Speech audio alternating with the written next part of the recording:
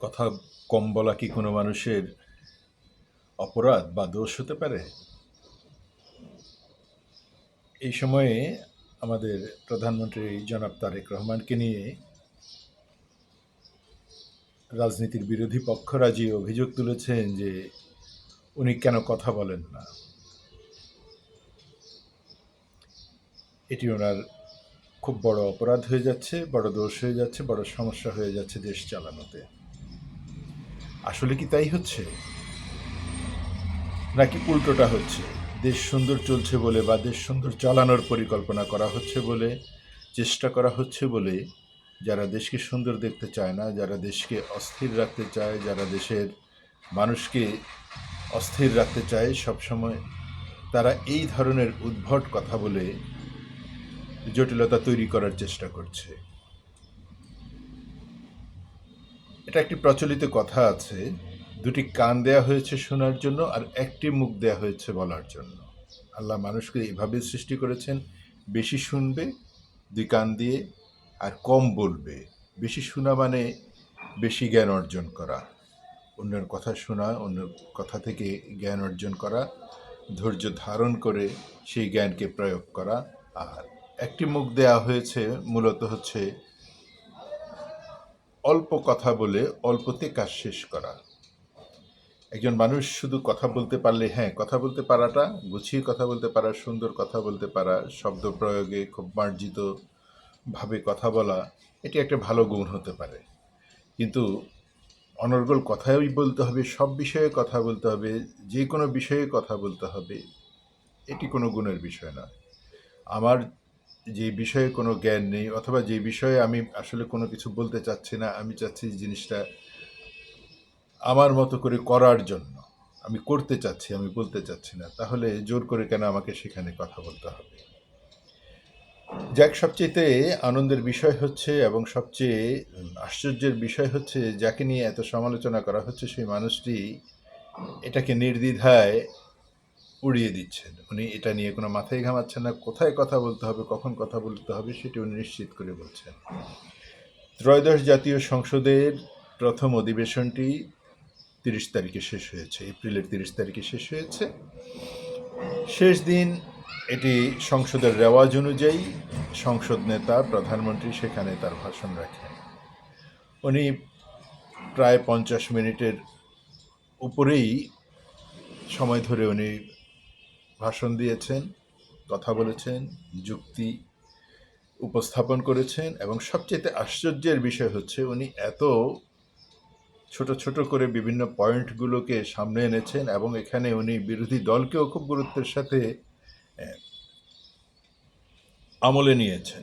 বিরোধী দল কখন কোন বিষয়টি সামনে এনেছেন এবং সেটার প্রয়োজন আছে কিনা, প্রয়োজন থাকলে সেটা গ্রহণ করা, উনি সেগুলো উল্লেখ করেছেন। এবং উনি বিশেষ করে জ্বালানি তেল নিয়ে, যে পারস্য যুদ্ধে আমেরিকা ইসরায়েলের সাথে ইরানের যে যুদ্ধ চলছে, সেই যুদ্ধে যে সারা পৃথিবীতে জ্বালানি সংকট চলছে, সেই জ্বালানি সংকট সমাধানে বিরোধী দল এবং সরকারি দলের যে 10 জনের একটি কমিটি করার প্রস্তাব বিরোধী দলের পক্ষ থেকে দিয়েছেন সরকার প্রধান হিসেবে, উনি এটাকে স্বাগত জানিয়েছেন এবং এটাকে উনি গ্রহণ করেছেন, এবং এই কমিটি গ্রহণ করার ক্ষেত্রে উনি একটি পদক্ষেপও নিয়েছেন, যেটি বাংলাদেশের রাজনীতির ইতিহাসে প্রায় বিরলই বলা চলে। বিরোধী দল মানে হচ্ছে সমস্ত কিছু ভুল বলছে, সমস্ত কিছু খারাপ বলছে, এটাই হচ্ছে আমাদের বাংলাদেশের রেওয়াজ।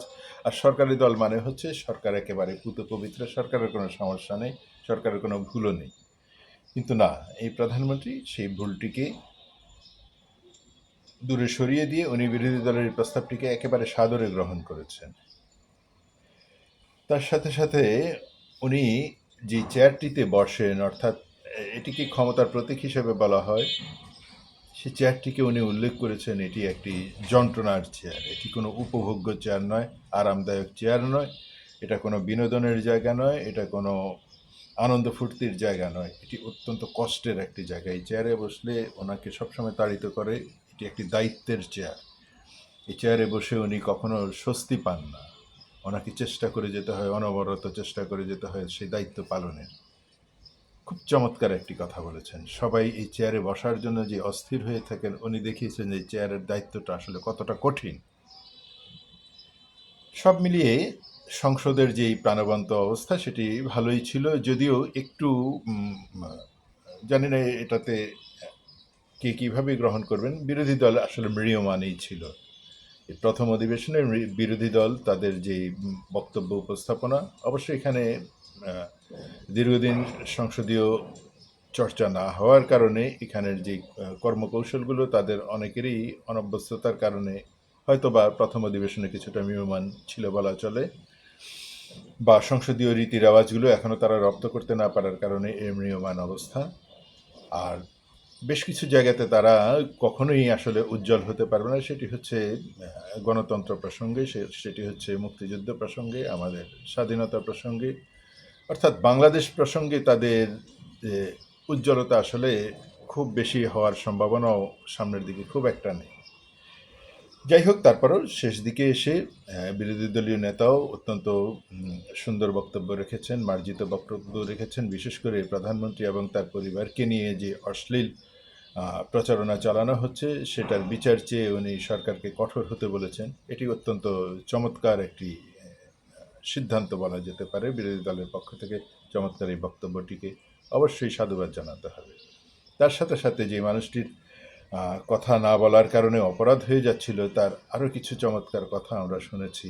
বিশেষ করে শিক্ষা ব্যবস্থাটাকে উনি যেহেতু ব্রিটেনে অবস্থান করেছিলেন, লন্ডন শহরে অবস্থান করেছিলেন, সেই মানে নিয়ে যাওয়ার একটি স্বপ্নের কথা উনি জানিয়েছেন। আমরাও চাই আমাদের শিক্ষা ব্যবস্থা বিশ্বমানের হোক, এই আশাটা আমরা নিশ্চিতভাবে করতে পারি। আরও অনেক সুন্দর কথা বলেছেন। পুরো বক্তব্যটি দেখলে আপনারা নিশ্চয়ই বুঝবেন যে উনি আসলে কথা বলতে পারেন না, অযথা কথা বলেন না। উনি ওনার মার মতো স্বল্পভাষী, ওনার বাবার মতো স্বল্পভাষী। উনি, ওনার বাবাও অতিরিক্ত কথা বলতেন না, ওনার মাও অতিরিক্ত কথা বলতেন না। এটি একটি ভালো গুণ।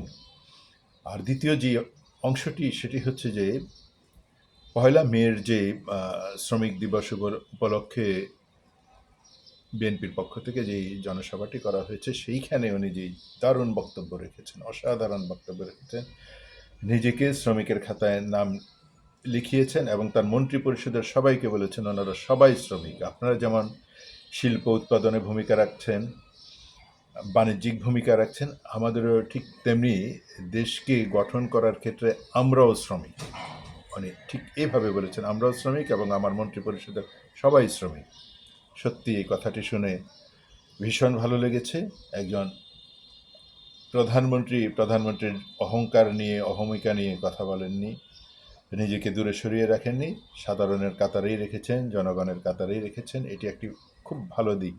আপনি আরও একটি কথা বলেছেন, যে এলাকাটাতে বিএনপির অফিস, সেখানের মানুষ বিএনপির এই আন্দোলন সংগ্রামের কারণে অনেক কষ্ট পেয়েছে, তাদের কাছে ক্ষমা চেয়েছেন। খুব ভালো লেগেছে প্রধানমন্ত্রী।